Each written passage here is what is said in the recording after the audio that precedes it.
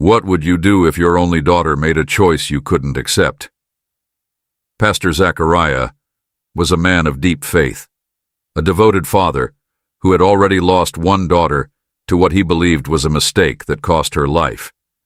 He had vowed that his only surviving child, Isabella, would never make the same choice. He loved her, protected her, raised her with discipline. But love wasn't enough. Because when Isabella fell in love with a man outside their faith, Zachariah saw history repeating itself. He begged, he warned, he prayed. Nothing changed. Then the truth shattered him. On that fateful night, something inside Zachariah snapped. He didn't plan it. He didn't think. He just lost control. By the time he realized what he had done, it was too late. And now, a respected pastor was about to face justice for the most unforgivable crime of all. Pastor Zachariah Mercer had always believed love and discipline went hand in hand. He wasn't a controlling man. He wasn't a religious fanatic. He was just a father, a man who had seen firsthand what happens when faith is compromised, and he had already buried one daughter because of it. Years ago, his firstborn, Gabrielle, had made a choice he couldn't stop. She had fallen in love with a man who didn't share their beliefs, convinced that love was enough to bridge the gap. Zachariah had pleaded with her, warned her, cried for her.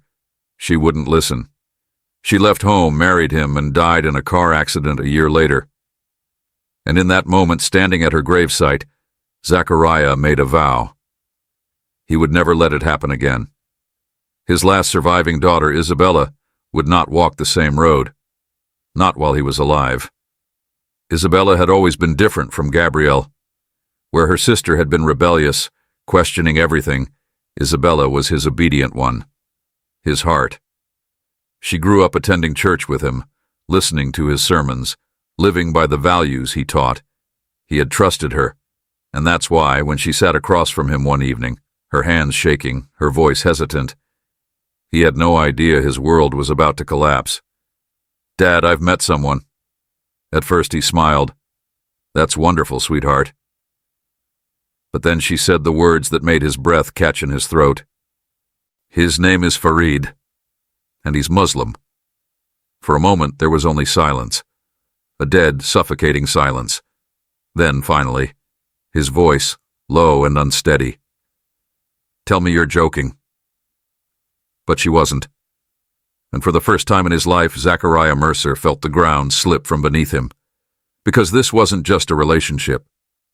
It was the beginning of the end. At first, he tried to reason with her, but when reasoning failed, fear and desperation took hold. Zachariah had never hated anyone before. But when he heard that name, Farid, his chest tightened with something he didn't recognize, something dark, something dangerous. It wasn't just about faith. It wasn't even about tradition. It was about losing her. And he couldn't bear that thought. A week later, Isabella did something Zachariah never expected. She brought Farid home. Not for permission, for validation. She wanted her father to see him, to understand that he wasn't some villain trying to steal her away. Farid was polite, soft-spoken, respectful. He shook Zachariah's hand with confidence but not arrogance. He met his eyes and said, "Sir, I love your daughter. I want to marry her with your blessing." But all Zachariah saw was another man leading his daughter toward a life where she wouldn't need him anymore. History repeating itself, his greatest fear manifesting before his eyes. The night after meeting Farid, Zachariah couldn't sleep. He prayed, fasted, asked God to show him a way to stop this. By morning he made a decision. He wouldn't allow it. Not because he was a pastor, not because of religion, but because he was her father. Zachariah knew something was different. Isabella had been avoiding him. Their conversations were shorter.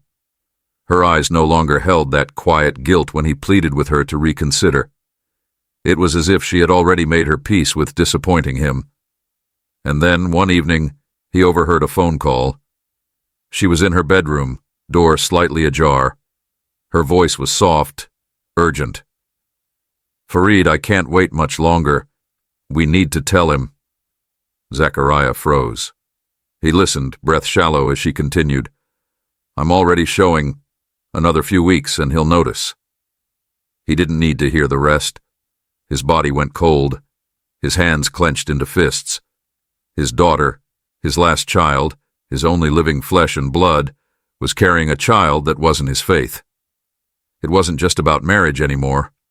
She had sealed her future, and with that realization, Zachariah's world collapsed. That night, Zachariah sat in the dimly lit living room waiting. When Isabella walked in, she stopped cold. Her father sat rigidly still, his Bible open but unread. "Come sit." His voice was calm. Too calm. Slowly, she obeyed.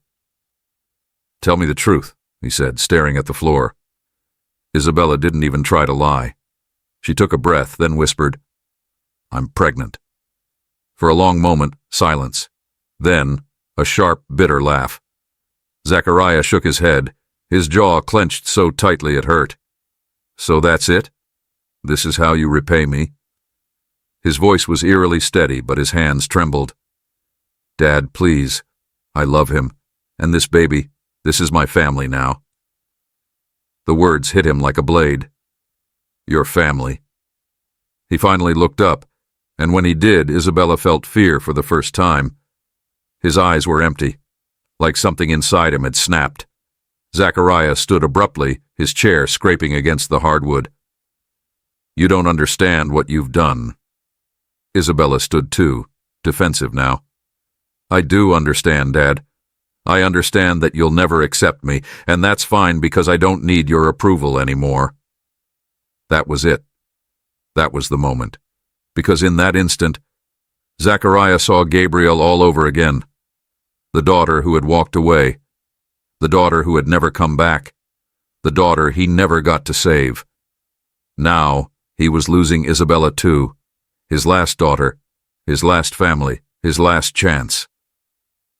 And before he could stop himself, rage overtook him. A hand swung across her face. A sharp gasp. The sound of skin hitting skin. Then another. Then another. And by the time he stopped, Isabella was curled on the floor, whimpering, blood trickling from her lip. His chest heaved, his fists clenched, and in that moment, father and daughter knew. There was no turning back.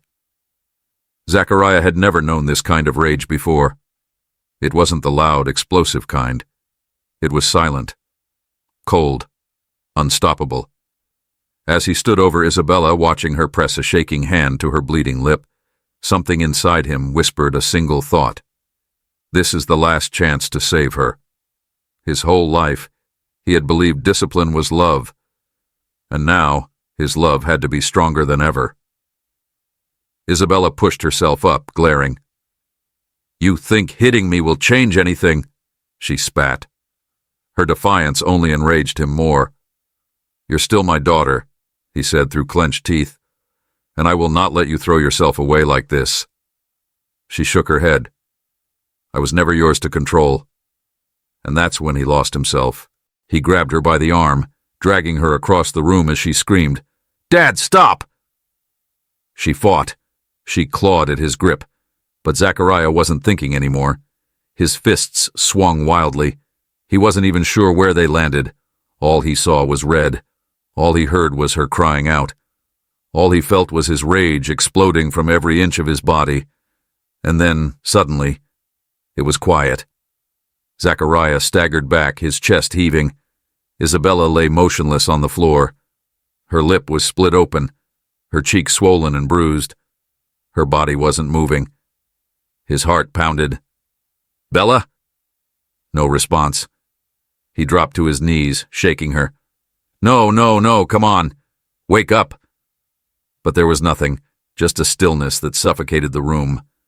And for the first time, realization struck. This wasn't discipline. This wasn't teaching. This was death.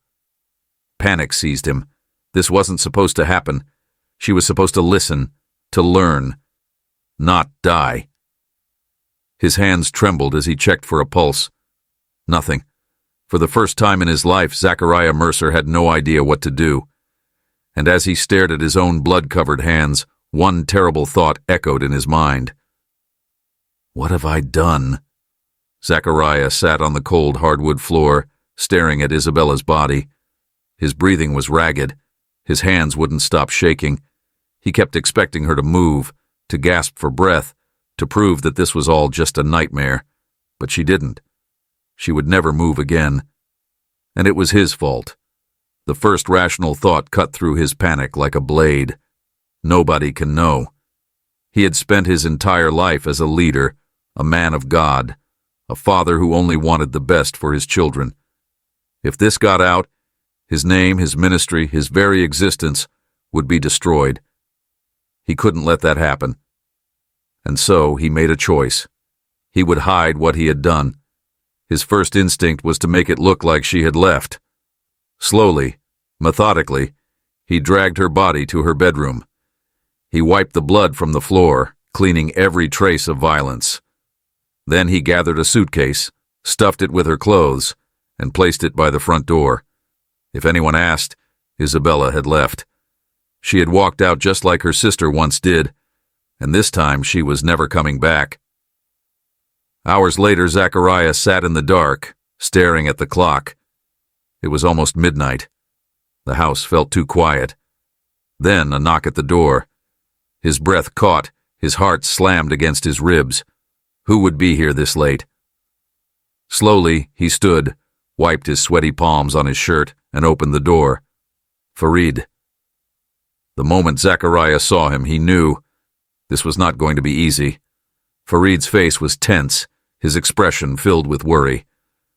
"Good evening, sir. Sorry for coming so late, but—" He hesitated, glancing past Zachariah into the house. "Is Isabella home?" Zachariah's stomach twisted. He forced himself to look confused, annoyed even. "She's not here," he said flatly. "She left." Farid frowned. "Left? Left where?" Zachariah let out a slow breath, keeping his voice steady. "I don't know. After our last argument, she packed a bag and walked out." For a moment, Farid just stared at him. Something in his eyes said he didn't believe a word of it. And that's when Zachariah knew. This wasn't over. Not even close. Zachariah closed the door, his hands trembling. Farid hadn't believed him. He saw it in the way the young man's eyes lingered on the doorway, searching for something that wasn't there. He knew. Or at the very least, he suspected, and suspicions could ruin everything. The next morning, Zachariah sat at the kitchen table, coffee untouched, staring at his phone. His gut twisted as he scrolled through messages from Isabella's friends. "Hey, Pastor Mercer, have you heard from Bella? She's not answering anyone." "Farid says she left home? That doesn't sound like her. Are you sure? Please call me. I'm worried." Each message felt like a noose tightening around his neck. The world was already looking for her, and he was running out of time. By the third day, Farid was back. This time he wasn't asking. He was demanding answers.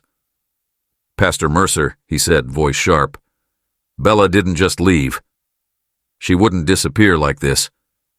Zachariah kept his expression calm, unreadable. "I don't know what to tell you." Farid took a step forward, his face tight with frustration. "She's pregnant. Did you know that?"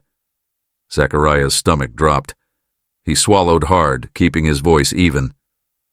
"She mentioned it. Then you should understand why I don't believe you." Farid's eyes were dark, unwavering. "She wouldn't just vanish with my child inside her." Zachariah exhaled slowly. "Sometimes people do things we don't expect." Farid didn't blink. "Then why didn't she take her phone?" A crack. The first real crack in his lie. Zachariah had been so careful. But he had forgotten one thing. Her phone. It was still in the house, tucked inside her bedroom drawer. And Farid had noticed. That night, Zachariah paced the living room, sweat forming at his brow. He could feel it. The lie was falling apart. Someone would find out. Someone would come looking. And when they did, there would be no way to stop what was coming next. It wasn't the police. It wasn't a detective. It was Farid. On the 5th day of Isabella's disappearance, he returned, but this time he didn't come alone. He brought the police. Zachariah opened the door, his stomach twisting. "Sir, we need to ask you some questions about Isabella Mercer." His world stopped. At first, Zachariah stuck to his story. "She left after we argued." But then the officers asked about her phone, the one still in her bedroom. And just like that, the lie collapsed. The house was searched, and it didn't take long for them to find what he had tried so desperately to hide. In the closet, beneath layers of clothes, a blood stain. Small, but enough. Enough to test. Enough to prove. Enough to end him. When Zachariah was finally handcuffed, led out of his home, the neighborhood was silent. His congregation stood outside, watching. Their pastor, the man who preached about faith, love, righteousness, a murderer. Farid stood on the sidewalk, staring at him, and Zachariah, for the first time, couldn't meet his eyes. The case was swift. The forensic evidence, the inconsistencies in his statements, and most of all the bruises and injuries found on Isabella's body when she was finally uncovered, sealed his fate. He tried to say it was a moment of rage, that he didn't mean to kill her.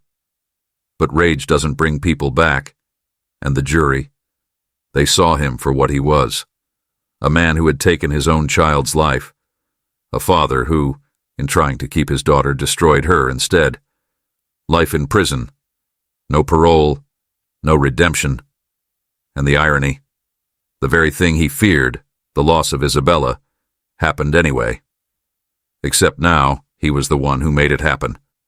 And that was the story of Zachariah Mercer, the pastor whose greatest fear became his darkest crime. But what do you think?